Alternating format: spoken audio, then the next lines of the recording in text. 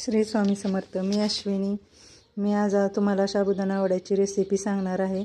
तो साबुदाणा वडा कसा बनवायचा.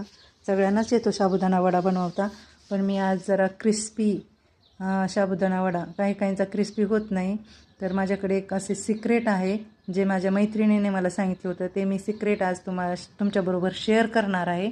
तरी त्यासाठी मी साबुदाणा 1.5 वाटी घेतलेला आहे. तसेच 4-5 बटाटे घेतलेले आहेत.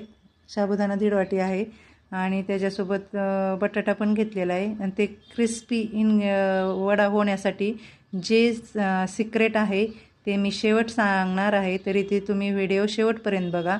आज खूप असं गोड झालं, केळी कुठं तिखट काही जास्त नव्हतं, त्याच्यामुळे मिस्टरांना तिखट खाण्याची इच्छा झाली. त्यासाठी मी मग तिथं आमटी बनवणार आहे, हिरवी मिरची आणि शेंगदाण्याच्या कुटाची आमटी. त्यासाठी मी हे हिरवी मिरचीचं वाटण केलं आहे. त्यात आमच्या इकडं कोथिंबीर आणि जिरा वगैरे काही घालत नाही. ही साधी मिरची आहे, ती मी वाटून घेतली आहे. मी पातेल्यात तेल टाकलं आहे, तरी आपण त्याची फोडणी देऊ. आणि हे बटाटे आणि हे साहित्य, त्यात मी शेंगदाण्याचं कूट, शाबू 1.5 वाटी शाबू, शेंगदाण्याचं दाण्याचं कूट आणि हिरवी मिरची, तसेच 4-5 बटाटे, 5 बटाटे आणि चवीनुसार मीठ घेतलेलं आहे. तर हे आपण सगळं एकत्र मिक्स करून घेऊ आणि आपल्या वड्याला सुरुवात करू. तरी मी तुम्हाला एक खूप छान सिक्रेट सांगणार आहे. माझे वडे कधीच क्रिस्पी होत नव्हते, असे फुगायचे, नाहीतर तळताना फुटत होते, पण ते काहीच होत नाही आता. त्याच्यामुळं ते एक सिक्रेट खूप छान आहे आणि ते तुम्ही अवश्य हा व्हिडिओ पूर्ण बघा. आणि मी हे पीठ मळून घेत आहे. तरी तुम्ही हे पीठ हे पीठ मळून झालं आहे. तरी आपण साबुदाणा वड्यासाठी हे पीठ मळून घेतलेलं आहे. त्यासाठी स्पेशल सिक्रेट जी वस्तू मी सिक्रेट घालणार आहे ती मी तुम्हाला दाखवते. मी असं प्रकारे मगाशी दाखवल्याप्रमाणे सगळं साहित्य एकत्र करून घेतलेलं आहे. ह्यात मी शेंगदाण्याची हिरव्या मिरचीची आमटी बनवली आहे मिस्टरांसाठी. आणि मी आत्ताचा हा सिक्रेट इन्ग्रेडियंट मी दाखवते तुम्हाला. हा आहे ही पावडर. तुम्ही म्हणसाल रवा आहे. हा रवा नाही आहे, ही आहे वरई, भगर. आम्ही भगर म्हणतो, तुम्ही काय म्हणतात, काही भागात वरई म्हणतात, आम्ही भगर म्हणतो. ही भगर आहे. आमच्या इकडचे मराठवाड्यात भगरच बोलतात. मग त्याची मी पेस्ट करून पिठी घेतली आहे, करून मिक्सरला बारीक करून घेतलं आहे. ते पीठ मी ह्यात टाकत आहे. ह्याच्यामुळे आपले साबुदाणा वडे क्रिस्पी होतील. जसं थोडं प्रमाण, थोडंच घ्यायचं, जास्त घ्यायचे नाहीत. असं प्रकारे मळून घेत आहे. मी पीठ मळून घेतलेलं आहे, हे वड्याचं मळून घेतलेलं आहे. आणि हे असे पातळसे थोडंसंच घ्यायचं, जास्त घ्यायचं नाही. जाड झाले की मग ते क्रिस्पी होत नाही आणि टेस्ट पण येत नाही. थोडाच गोळा छोटा घ्यायचा आणि असं थापायचं, मग छानपैकी क्रिस्पी होती. मी असे करून घेते, मग नंतर तुम्हाला दाखवते. हे बघा, मी असे थापून घेतले छोटे छोटे. आणि तेल गरम करायला पहिलेच ठेवलेलं होतं कढईत. इकडं आपली भाजी आहे, उकळते. तर मी एक सोडते, आपण बघू. तेल गरम झाले का, हे उडण्याची शक्यता असते, त्याच्यामुळे हळूच सोडायचं.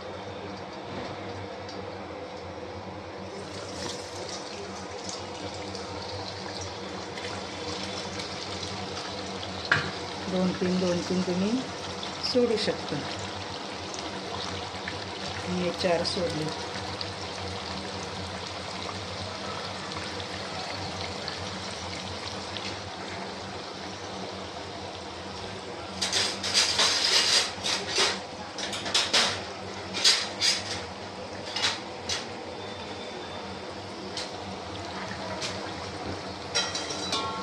ह्या उलटण्याने पलटत आहे.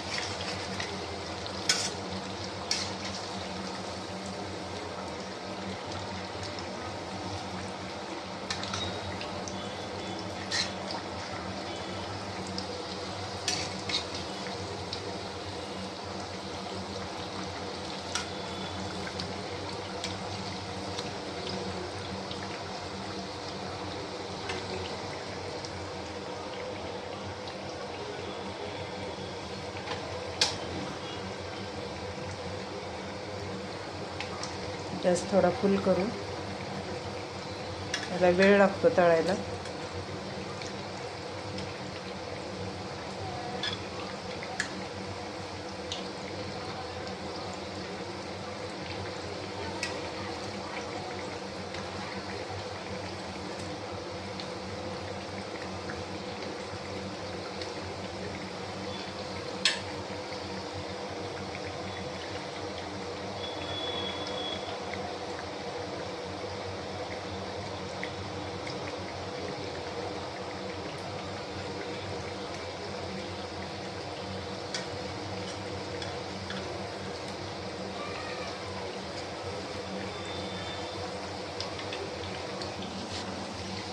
हे बघा मस्त क्रिस्पी तळून झालेत आपले वडे, साबुदाणा वडे.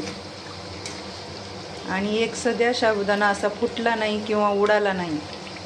ते पण कशामुळं मी सांगेल तुम्हाला. आपण जे भगरीचं पीठ टाकले त्याच्यामुळं साबुदाणा उडत नाही, फुटत नाही साबुदाणा. त्याच्यामुळं खूप छान होतात असे.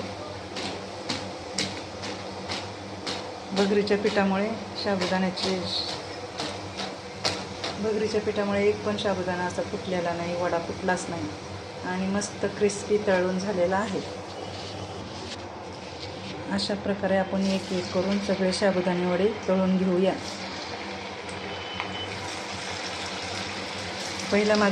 पहिला साबुदाणा वडा केला ना की मध्ये कच्चा राहायचा, हो असं ते होत नव्हतं, गिचगिच लागत नव्हतं, गिचगिच होत. अशा प्रकारे मी सगळे थापून घेतले आहेत वडे आणि हे तळे आहेत. आणि आणखीन चालू आहे का तळायला. तरी मंद आचेवर तळायचे, गडबड करायची नाही, नाहीतर कच्चे राहतात, ते खायला चांगले लागत नाही. ह्याला मंद आचेवर करायचं. नंतर थोडे हे तळे गेले की मग गॅस फुल करायचा आणि मग हे तळून घ्यायचे. हे बघा आपले साबुदाणा वडे तयार आहेत. तर मी हे बघा वडा दाखवते मी कसा झाला क्रिस्पी. येतोय ना आवाज? असा क्रिस्पी वडा होतो. आणि मी त्याच्यासोबत आमटी केलेली आहे आणि दही, त्याच्यासोबत तुम्ही खाऊ शकता. ही आहे साबुदाणा बटाटा पापडी.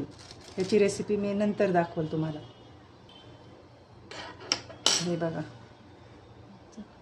हे बघा कशी क्रिस्पी झाली मस्त. आणि पातळ थापल्यामुळे मस्त कुरकुरीत झाली आहे. तरी तुम्ही पातळच करायची, जाड केली ना की मग ते आतलं कच्चं राहतं. तरी तुम्ही ही रेसिपी करून बघा आणि माझ्या व्हिडिओला लाईक आणि सबस्क्राईब करा. थँक्यू. श्री स्वामी समर्थ.